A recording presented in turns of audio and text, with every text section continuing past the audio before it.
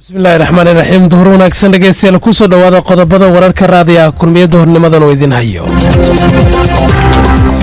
dowladda Kenya oo gacanta ku dhigtay rag la tuhunsan yahay inay ka dambeeyeen weerarkii Nairobi iyo dad kale oo wali la baadigoobayo madaxweynaha Soomaaliya oo kulan la qaatay odayaasha dhaqanka ee magaalada Baydhabo ee gobolka Baay dowladda Qatar oo Soomaaliya ku wareejisay gaadiid dagaal oo loogu talagalay in loo adeegsado dagaalka ka dhanka ah Al-Shabaab maxkamadda ciidamada qalabka sida oo xukun dil ah ku riday askari ka tirsanaa militariga Soomaaliya baarlamaanka dowlad goboleedka Puntland oo markii ugu horeysay kulan yeelanaya oo kulmaya magaalada Garowe tan iyo markii ay doorteen madaxweyne Dani Al-Shabaab oo duleedka beledweyne ku xiray mid ka mid ah ergooyinkii soo xulay baarlamaanka Soomaaliya oo garsoor u doontay ra'iisul wasaaraha dowladda Ingiriiskana waxa ay ka badbaaday mooshin codka kalsoonida loogu qaaday iyo xulka qaranka Sacuudiga iyo Qatar oo markii ugu horeysay wada ciyaaraya tan iyo markii uu xumaaday xiriirka labada dal hormuud telecom u doono adeeg isgaarsiineed oo casri ah hormuud telecom u doono internet xawaarihiisu sareeyo adna qaado hormuud saaxiibkaana u qaad duhur wanaagsan markale saaxiibayaal waa 17ka bisha koowaad ee sanadka 2019 waxaad dhageysanaysaan qodobada warka duhur ee KNN waxaa idin aqrinaya maxamed shuuriye nuur yanigoo nuur maxamed cali cabdullaahi ayaana warka soo saaray u diyaar garooba isagii oo dhameystiran dowladda Kenya ayaa gacanta ku dhigtay rag la tuhunsan yahay in ay ka dambeeyeen weerarkii Nairobi iyadoo la soo sheegayo in dad kale la baadigoobayo sida warkan uu ku faahfaahinayo wariyaheena Cabdullaahi Maxamed Cali weerarkii talaadadii ay qaar ka tirsan dagaalamayaasha Al-Shabaab ku qaadeen hotel raaxo oo ku yaalo galbeedka caasimadda Kenya ee Nairobi ayaa waxaa ka soo baxay warar kala duwan oo ku saabsan kororka khasaaraha ka dhashay weerarkaas waxaa kor u kacay tirada dadkii ku dhintay weerarkaasi oo lagu sheegay inay ka badan yihiin 21 ruux halka sidoo kalena ay jiraan dad weli aanan la haynin ama aanan lagu haynin raq iyo ruux toona kuwaas oo markii ugu dambeysay ku sugnaa aaga uu weerarku ka dhacay ciidamada ammaanka Kenya ayaa weli baadigoob ay ugu jiraan helitaanka dad gaaraya 50 ruux oo dhammaantood lagu waayay weerarkii Al-Shabaab ku qaadeen dhismaha hotelka Dubin ee ku yaala caasimadda dalka Kenya ee Nairobi Al-Shabaab oo sheegtay mas'uuliyadda weerarka ayaa sheegay inay u oggol lahaayeen inay u argudaan shacabka Falastiiniyiinta kadib markii madaxweynaha Mareykanka dabayaaqadii sanadkii 2017 uu Qudus u aqoonsaday inay tahay caasimadda rasmiga ah ee Yahuuda weerarka kadib baaritaano ay sameeyeen ciidamada ammaanka dowladda Kenya ayaa waxa ay gacanta ku soo dhigeen tuhunsanayaal looga shakisan yahay inay ku lug lahaayeen weerarkii ugu dambeeyay ee halkaasi ka dhacay sida uu sheegay madaxa qaybta dambaarista booliska Kenya George Kinoti laba ruux ayaa loo soo qabtay inay ku lug lahaayeen weerarka labadaas oo mid kamid ay tahay haweeney sidoo kale kooxda dambibaarista Kenya ayaa sheegay in ay soo xireen nin la tuhunsan yahay in uu yahay maskaxdii ka dambeysay weerarka Al-Shabaab ku qaadeen Dusit Hotel galabnimadii talaadada iyagoona intaasi sii raaciyay in uu ninkaasi bixinayay qarashka weerarka lagu fuliyay sida ay booliska dalka Kenya la wadaageen TV-ga Citizen ninkan ayaa waxa uu ku noolaa guri ku yaala magaalada Mukatha halkaas oo looga lahaa lacagta kirada guriga uu deganaa oo gaaraysa 40,000 oo shilin lacagta Kenya ah weerarka talaadadii ka dhacay hotelka Dusit xaafadda Westland ee galbeedka caasimadda Nairobi ayaa noqonaya kii labaad oo Al-Shabaab ka fuliyeen caasimadda Kenya markii laga tago weerarkii bishii December sanadkii 2013 ay ku qaadeen Westgate Mall halkaas oo ay ku dhinteen dad gaaraya 67 ruux aad baad u mahadsantahay Cabdullaahi maxamed cabdullaahi farmaajo madaxweynaha dowladda Soomaaliya oo xalay ku hoyday magaalada Baydhabo kadib markii uu ka qayb galay calaamisaarka madaxweyne lafta garan ayaa halkaasi waxa uu kula kulmay odayaasha dhaqanka gobolka Baay qaarkood Axmed Cabdulqaadir Yarow Axmed Saadiq ayaa arrinkaasi waxa uu uga warramay warqabadka kulmiye aad aad ma santahay cali suxayfa madaxweynaha jamhuuriyadda federaalka Soomaaliya maxamed cabdullaahi farmaajo waxa uu kulamo gaar ah la qaatay qaar kamid ah madaxda maamul goboleedyada dalka ee iyagu ka soo qayb galay xafladda caleemasaarka ee madaxweynaha dowlad goboleedka koonfur galbeed Soomaaliya iyadoo ka dhacday magaalada Baydhabo sidoo kale waxa uu kulamo la qaatay odayaasha dhaqanka oo kala hadlay arrimo fara badan oo ku aadan sidii ay garab u siin lahaayeen madaxweynaha cusub oo isagu shalay ku dhawaaqay in uu furayo gobol nabadeed iyo dib u heshiisiin waxa uu madaxweynaha kula dardaarmay odayaasha dhaqanka madaxweynaha cusub inay gacan ka siiyaan wax walba oo ku aadan sidii uu isugu keeni lahaa dadka deegaanadan koonfur galbeed Soomaaliya sababtoo ah waxa jira caliyow tabashooyin ay tabanayaan qaar kamid ah beelaha deegaanka koonfur galbeed gaar ahaan magaalada Baydhabo oo ku aadan qaabka ay u dhacday doorashada oo ay yara saluugsan yihiin waxa jira xildhibaan ka tirsan dawladda Soomaaliya oo iyagu ku sugan magaalada Baydhabo isla markaana aan ka soo qayb galin caleemasaarka madaxweynaha waxaana kamid ah wasiirkii hore howlaha guud iyo dib u dhiska ahna xildhibaan qaran Cabditaah Maxamed Ibrahim Geesay iyo Xaniifa Xaabsade oo kamid ah xildhibaanada iyagoona aad u dhaliilsan sida doorashada ay u dhacday sidoo kalena ka soo horjeeday xarigii Mukhtaar Row oo Mansuur dhowr jeerna ay ugu baaqeen inay wada fariistaan isaga iyo madaxweyne laftigareen isla markaana la isku fahmi waayay qaabka ay u wada fariisanayaan iyo iyagoona sheegay inay saluugsan yihiin qaabka doorashada ay u dhacday marka madaxweynaha odayaasha waxa uu kala hadlay inay isku keenaan isla markaana ay ka shaqeeyaan dib u heshiisiin dhaba dhanka kale madaxweynaha waxa uu kulamo la qaatay madaxda maamul goboleedyada iyagu ka socday kulamadaasi oo ku aadana xarayba uu ballan qaaday madaxweynaha khudbadiisa inuu isbedelay xiriirkii maamul goboleedyada dalka iyo sidoo kale dawladda dhexe ee federaalka Soomaaliya aan lagana gudbay in la yiraahdo waxaan xiriirka u jarnay dawladdii dhexe ee federaalka Soomaaliya waayahay ilaa hadda waqti rasmi ah ma la sheegay oo ku aadan waqtiga gogosha nabadeed ee furmayso madaxweynaha goor hore ayuuba ka dhawaajiyey oo yiri xilli walba way furan tahay waxaana ku baaqaya qof walba oo wax qabanaya in aan isugu imaano buu yiri lafta gareen miiska wada hadalka si loo dhameeyo wax walba oo ku aadan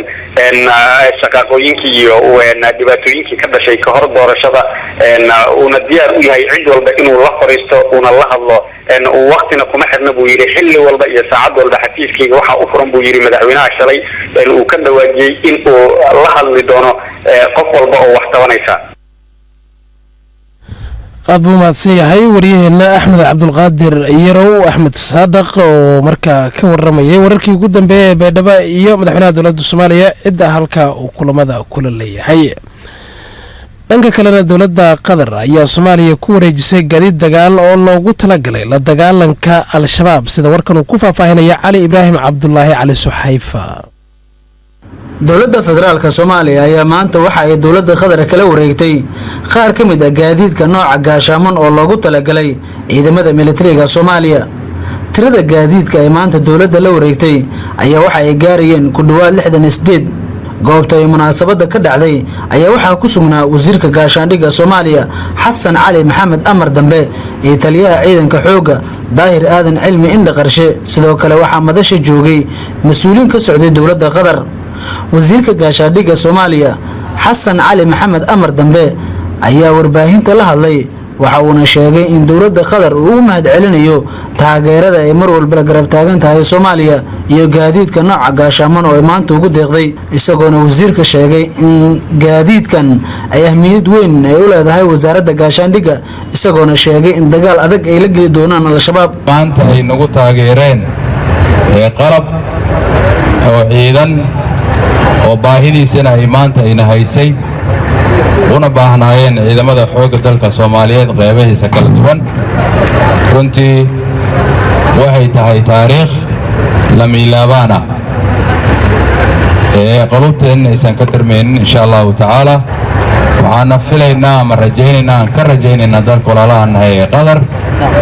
in taageerada maanta ay muujiyeen ay sii wadaan si annaga aan u gaari lahayn hadafkeena oo ah in sharafkii iyo karaamadii ummadda soomaaliyeed ay lahaan jirtay ay ku soo laabato gaar ahaan ciidamada xoogga dalka soomaaliyeed waana wakhtigii waxaa la gaaray laga adkaan lahaa dadkii dhibaateeyey ama dhibaataynta shacabka soomaaliyeed ee runtii mar walba ee u taagan xilligii aan iska dhicin lahayn ee ummaddan soomaaliyeedna dhibaatada ay ku hayaan ka dulqaadi lahayn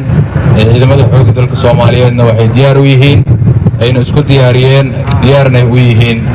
ayaga oo maanta haysta hogaamiya taliye runtii khibrad u leh ee arrimaha ciidanka runtii waxaan filaynaa wakhtiga dhow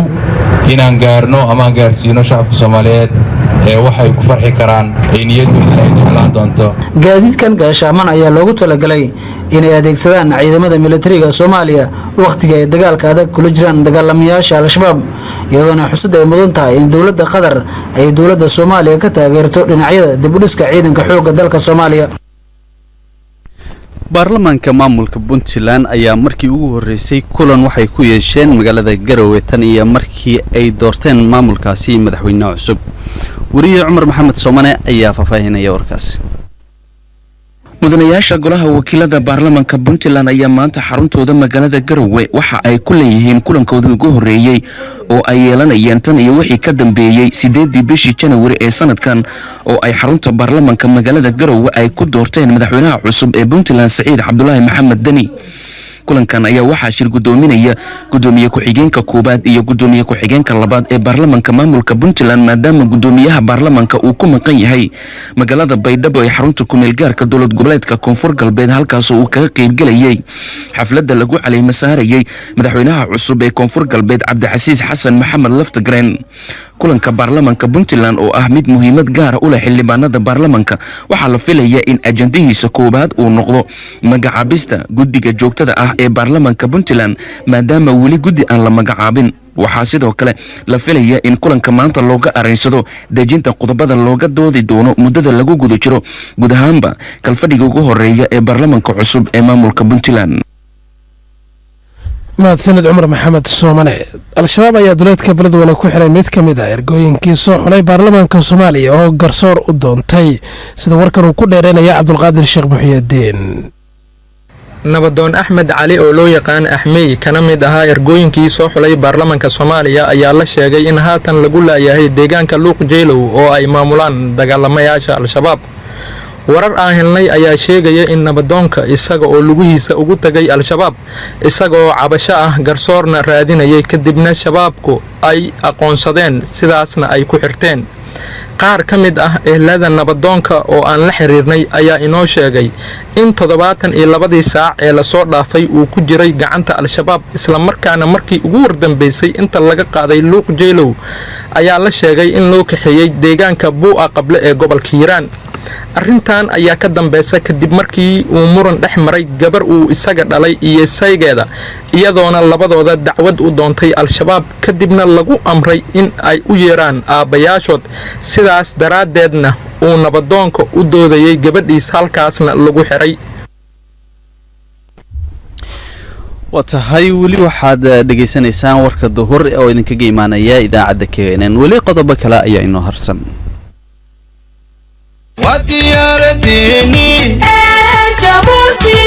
duulimaad raaxa leh degdegsiimaya ammaano ayr Jabuuti u doono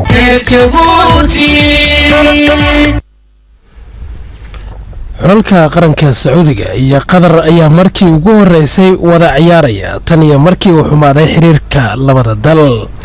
xulalka qaranka Sacuudiga iyo Qatar ayaa markii ugu horeysay ku kulmaya koobka kubadda cagta ee qaaradda Asia tan iyo markii ay labada dal isku jireen xiriirkii diblomaasiyadeed ee ka dhex jiray kulanka labada xul oo aad loo wada sugaya ayaa waxa uu ka dhici doonaa bisha Maarch ee sanadka 2019 magaalada Abu Dhabi ee caasimada u ah dalka Isutaga Imaaraadka Carabta labada xul ayaa waxa ay ciyaartoodu ka dhici doontaa garoonka Mohammed bin Said ee ku yaala magaalada Abu Dhabi xulka qaranka Sacuudiga ayaa laba waxba hore uga soo badiyay Lebanon halka xulka qaranka Qatarna uu 6 iyo waxba ku soo dhaafay waqooyiga Korea agaasimaha midowga kubadda cagta dalka Qatar ayaa sheegay in ay doonayaan in ay guul muhiim ah ay ka gaaraan dhigooda Sacuudiga isagoona intaasi sii raaciyeen ciyaartooydu aan markaasi sheegay in wax siyaasada aan lagu labi doonin inta ciyaartu ay socoto. ugu dambeyn ra'iisul wasaaraha dalka Ingiriiska Theresa May ayaa ka badbaaday mooshin codka kalsoonida ah loogu qaadayay kaas oo uu soo gudbiyay hogaamiyaha xisbiga mucaaradka shaqaalaha. mooshinka codka kalsoonida ah loogu qaadayay ra'iisul wasaare May ayaa ku soo beegmay maalin kadib markii ay guuldarro weyn kala kulantay baarlamaanka dalkaasi oo ka soo horjeestay meelmarinta heshiiska ka bixitaanka midowga Yurub ee Britain. ra'iisul wasaare May ayaa kulamo waxa ay la qaadatay hogaamiyaasha axsaabta mucaaradka kadib markii ay ka badbaaday mooshinkii codka kalsoonida ah loogu qaadayay iyadoona ka dalbatay in ay si wadajir ah u wada shaqeeyaan. shacabka dawladda Ingiriiska ayaa waxay u codeeyeen goor sii horeysay in ay isaga baxaan midowga Yurub waxaana lagu wadaa in marka la gaaro bisha Maarso ee sanadkan ay gebi ahaanba UK isaga baxdo midowgaasi Yurub iyadoo ay jirto cabsi laga qabo in Britain ay midowgaasi ka baxdo. Britain ayaa waxa ay midowga Yurub ka baxaysaa iyadoo aan wax heshiis ah laga gaarin arrinkaasi. intaana waxaa ku dhan warkii doornimadan aad kala socoteen idaacadda kulmiye ee magaalada Muqdisho tan iyo kulankeena xiga nabadgelyo.